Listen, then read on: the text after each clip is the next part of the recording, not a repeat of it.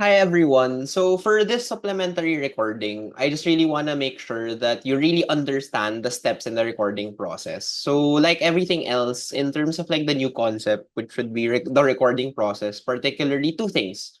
So one would be creating our journal entries. And then number two is using those journal entries in terms of posting to the ledger account so that eventually we can create our trial balance. So just so that we can visualize these three integral steps, we're going to be going through two major exercises in this particular supplementary recording. So to begin, just to take a step back, we just really wanted to summarize what would be the key steps in terms of the recording process. So in the same way that we do our advanced transaction analysis, the three major things that we need to do is that per transaction, we analyze what would be the accounts that are affected, but turning those economic events into something that's very easy for us to understand. So that would be to turn them into what we call journal entries. So that's the second step. And finally, the third step is to summarize what would be happening from a whole period. So compiling all of those journal entries and summarizing its effects in terms of like the different P accounts of our assets, liabilities, and our equity, so that once we're able to summarize everything, we can communicate to our external users, to communicate to our decision makers, so that through the help of our financial statements. So, put simply, what we're going to be doing is we're going to be moving away from advanced transaction analysis. Instead, what we're going to be doing would be two major steps. Step one would be to create a journal entry per economic event or per transaction. And then at the end, we're going to be creating the T accounts for each of the accounts so that madali tayo in terms of creating our trial balance and then eventually our financial statements, right? So there is a more formal version of our T account, which would be our ledger. So it's the same thing. It looks a bit more complicated, but for solving purposes, for exam purposes, at the very least, ang gusto ko lang malaman nyo would be what is a ledger and how do you actually use a T account, right? So for today, or for the first set, we're gonna be focusing muna in terms of creating journal entries, right? So with that said, what would be journal entries? So just as a review, journal entry is our formal entry of a transaction to what we call our journals, right? So basically, when it comes to this economic event, we want to turn this into data that is very standardized across all businesses and across all events. So in turn, we create what we call our journal entries, right? So just a quick summary in terms of like the different parts of our journal entries. So again, you'll have your date, you'll have your explanation, you'll also have where it's placed, whether it would be your general journal or your special journal, and then you'll have your reference numbers. But again, for quizzes, for exams, for solutions, at the bare minimum, at the essence of every journal entry would be our credits and our debits, right? So one of the things that's very crucial to understand is would be our double entry accounting, wherein what we're saying is that our debits, our left accounts, would always equal to our credits, the ones on the right, right? So 435,000 cash of debit is equal to your credit of owner's equity of 435,000. So making sure that every time you have a transaction, every time you have a journal entry, everything should be balanced. Your debits will always be equal to your credits. And the same is true to what we call a compound journal entry. So what makes this a compound journal entry? Because what makes it a compound journal entry is that it has either two or more debits or credits. So in this case, we have two or more, or specifically two debits, one credit. But even though it's a compound journal entry, the principle or the foundation of double entry accounting remains the same. Our debits of 250 cash debit and 400,000 AR debit is equal to the 650,000 credit that is of our service revenue, right? So whether it's simple journal entry, compound journal entry, it follows double entry accounting. Every journal entry, your debits must equal your credits. So with that said, we need to practice. It has to be second nature. When we see a transaction, our first instinct should be what would be the journal entry for these economic events. So we're gonna revisit Bullish Launch Agency. and we're gonna look at the 12 events or the economic transactions that happened, and we're all gonna be turning them into journal entries. So by now, you should already be familiar in terms of how to analyze this. So what I want you to focus on would be how to transfer our understanding into something that is standardized through the help of our journal entries. So let's begin. So the first would be we invested 435,000 in terms of cash to start the agency. So what would happen? So first, our cash account would increase by 435,000, and cash is an asset. So in order for us to note that the cash increased, that would be a debit to cash of 435,000. So the next question would be, what would be the other account that's affected? Well, since we invested, another thing that increased would be our owner's capital. And owner's capital being an equity account, its normal balance would be a credit. So if tumaas or if our owner's capital increased, then our corresponding credit would be owner's equity of 435,000. Let's now move on to the next economic event. After that, they procured 2 office laptops and paid 60,000 cash for each. So let's first analyze. So first thing is that they bought 2 laptops for 60,000, so that's 120,000. So one of the things that we know is that, okay, laptops are an equipment, right? Equipment. So our equipment would increase by 120,000. Equipment is an asset. If our equipment increase, the normal account would be a debit. Therefore, we will have an increase of equipment of 120,000 is a debit to equipment of 120,000.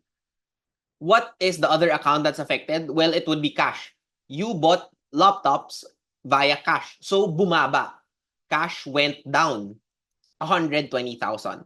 So if cash went down 120,000 and it's an asset, it would go against its normal account of debit. So therefore, a decrease in cash would be a credit to cash of 120,000. So debit is equal to credit. Next, we rented out an office space at Tomas Morato and paid 80,000 cash for the month. So this means it's already at the end of the month. We've already fully consumed the asset. So now, we would record what? An 80,000 rent expense, right? So be careful, even though we usually connotate expenses are negative, technically, our expenses increased, right? Increased. And what is the normal balance of expenses? That would be a debit. Therefore, an increase of 80,000 would be a debit rent expense of 80,000. Now, what would be the other account that's affected? Well, similar to the previous economic event, it would be cash went down for 80,000. And now we know that a decrease in cash would be a credit of cash of 80,000. So rent expense 80, debit, cash, credit of 80,000. Next event would be borrowing from our local bank. So what do we say or how do we usually treat this? So when we borrow, what is the first thing that happens? Well, our cash account increases by 450,000. And therefore, we already are very familiar with cash.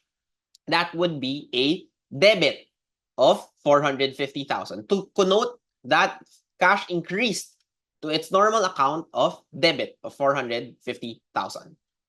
The next thing or the thing that's affected would be our notes payable also goes up, right? So our notes payable also goes up. And therefore, since we incurred debt, our liabilities went up. So as a review, liabilities normal account would be a credit. So if it increased by 450,000, then that would be a credit of notes payable of 450,000. Number 5 would be you incurred 78,000 of advertising costs for Facebook ads. So again, similar to any expense, this is gonna be an increase of 78,000 in your expense. And expense is always gonna be a debit when it comes to increases to expense. So debit 78,000. Then instead of paying in cash, instead we incurred a liability of 78,000 in terms of accounts payable. So similar with notes payable, An accounts payable is a liability. Since it's a liability, the normal account would be a credit. So if it's an increase in accounts payable of 78, then that would be a credit in accounts payable of 78,000. So now it would be debit advertising expense, 78,000, credit liability of 78,000. Number 5 would be, there are three things or three accounts that are affected. First is that we perform services worth 650,000. So revenue, unlike expense, has a normal account of a credit.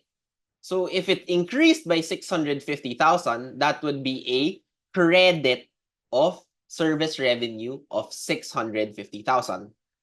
So based out of that revenue, how much was paid in cash? It was 250,000. So if your cash increased by 250,000, that would be a debit 250,000. And then finally, without even having to read the third line, we can also get an assumption.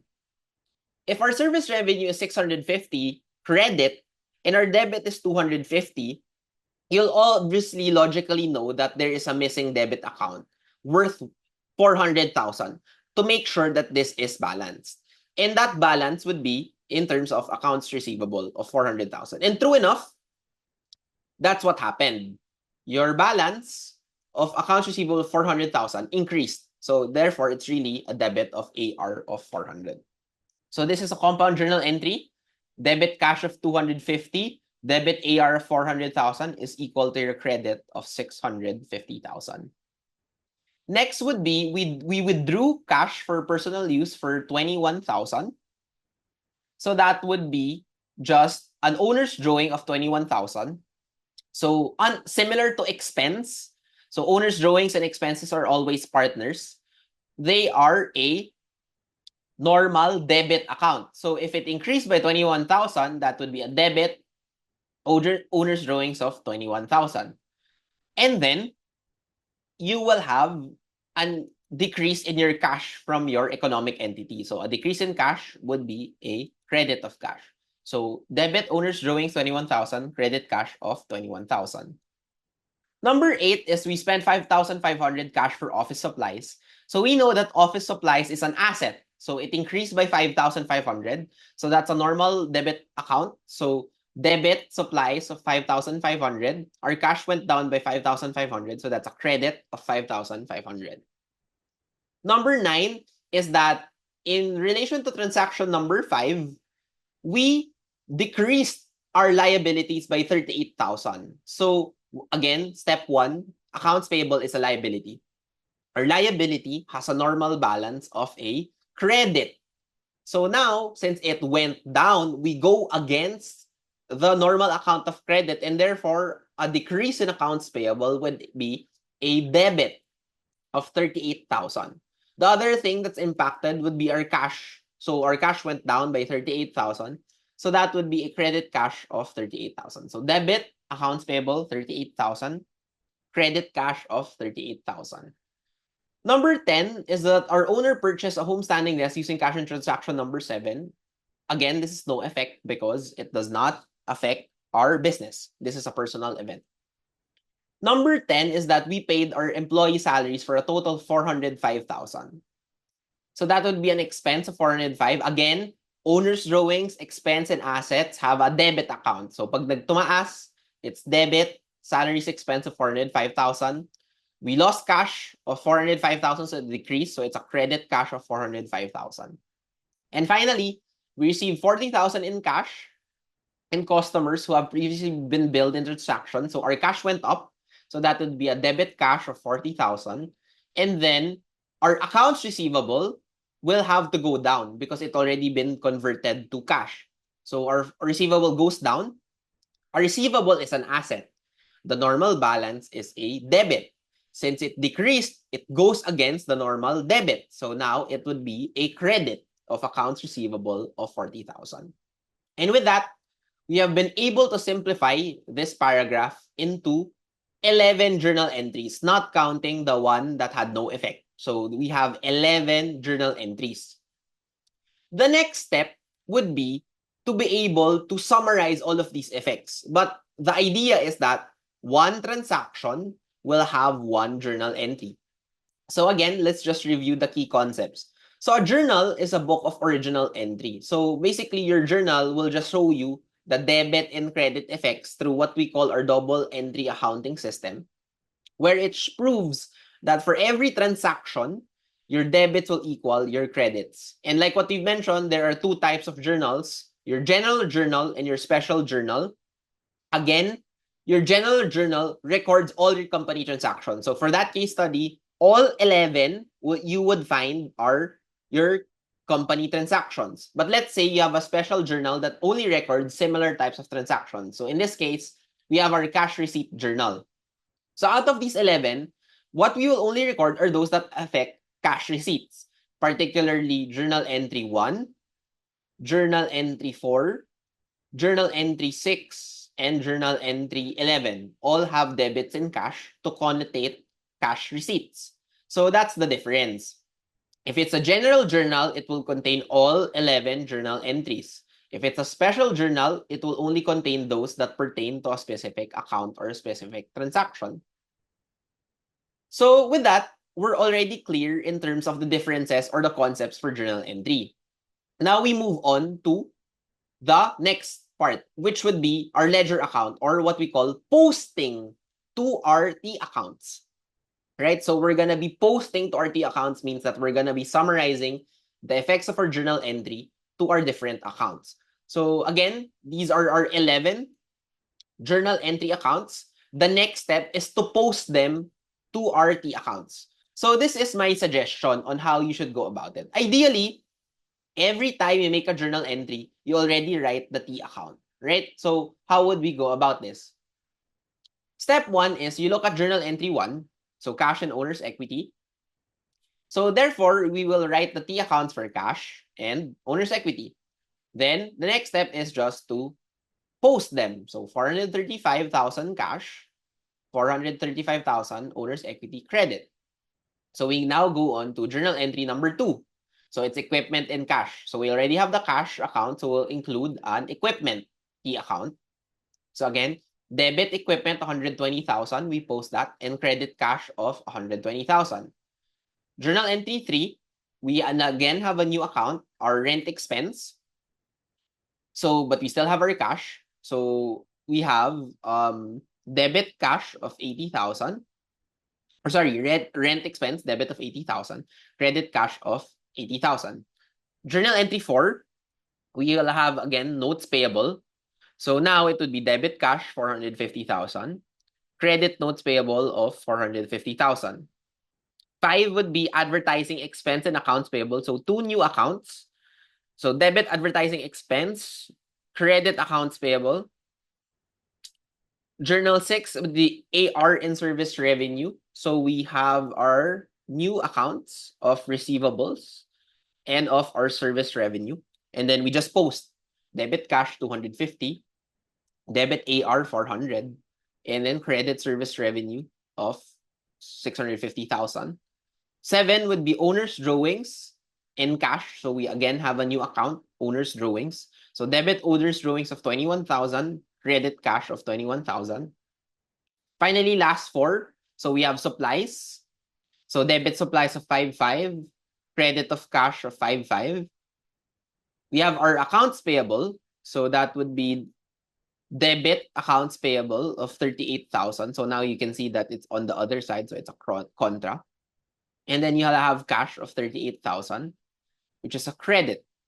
And then you'll have our salaries expense, which would be our last account. So that would be debit salaries expense, credit cash of 405. And then finally, the last journal entry would be journal entry 11. So that would be debit cash of 40,000 and then credit of 40,000. So now that you have this, all you have to do is just get their subtotal. So let's take a look at the cash account. So we add all of these debits. So we'll have a debit of 1,175,000 and a credit of 669,500. So we compare which one's bigger. Of course, this is bigger by a debit of 5,500. So now we have 5,500. So then, of course, we just basically get all of the subtotals. So we have 435,000, 120,000 property plant expense, 5,500 supplies, 80,000 rent expense, notes payable 450,000, ad expense of 78,000, salaries of 405,000, accounts payable of 40,000, so nagbangga, and debit of 360,000, 650,000, and 21,000 of owner's drawings. So now we're done with journalizing the entries and posting them to ledger account. So the last step would be to communicate them in terms of our financial statements. So again, journal entry is the formal entry of a transaction to a journal, right? And our account ledger is just basically a formal version of our T account. So this is just, again, a ledger.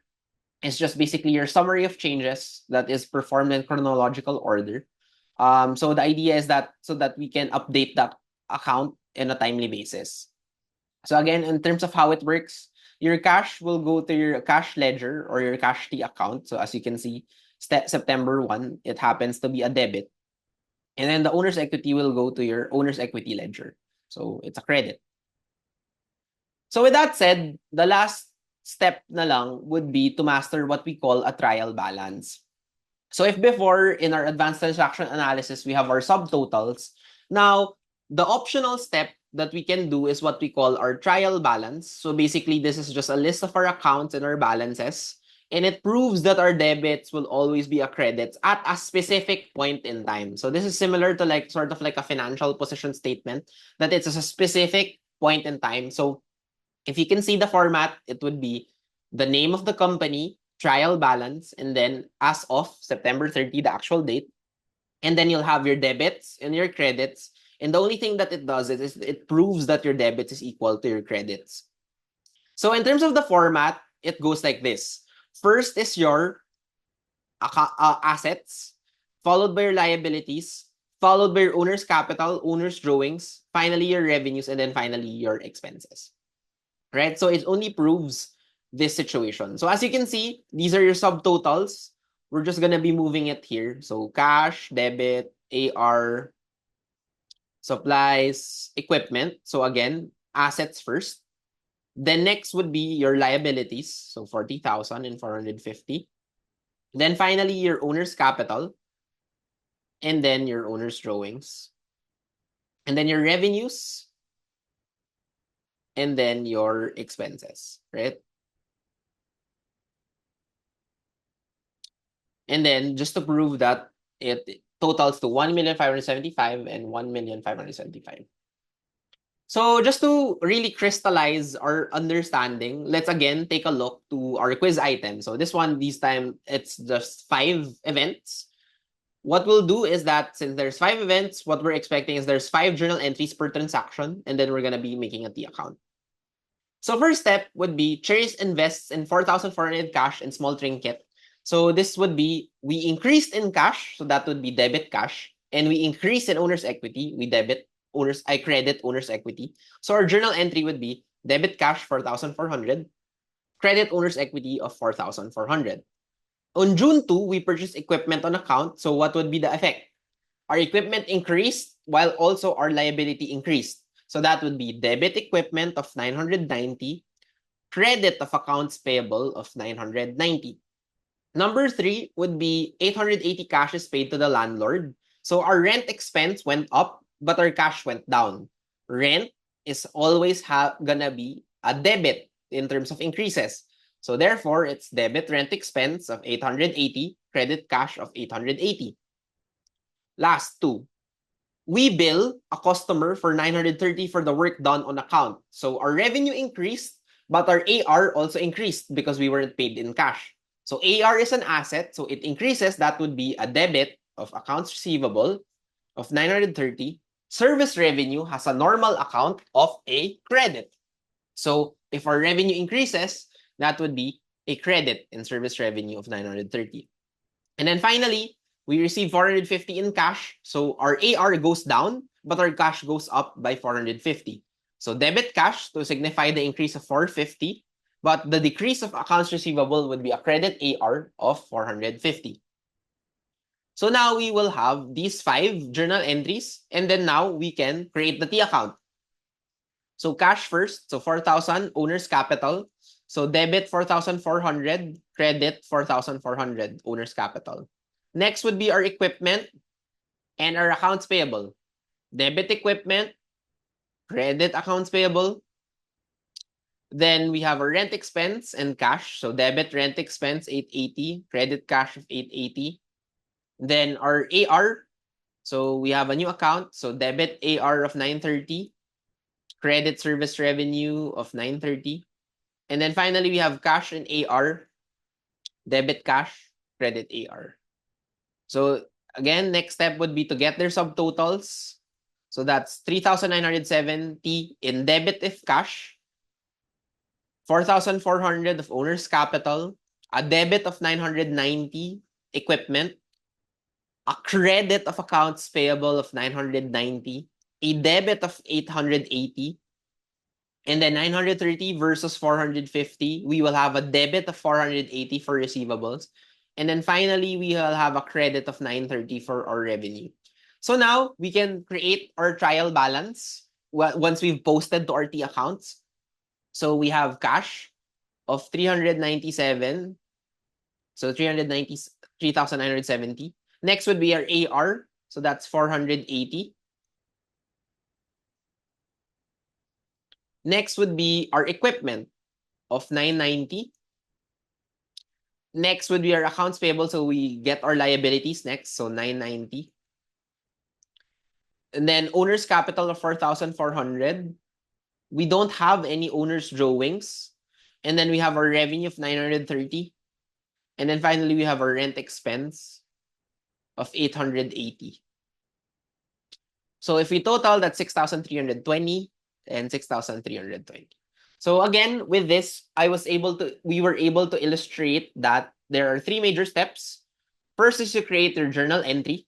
Second is you post, and then finally you create your trial balance so that in preparation for your income statements, your statement of changes in owner's equity, and your financial possession. So thank you so much for attending today's supplementary lesson. So I hope you'll be able to master and make it second nature in terms of your recording process.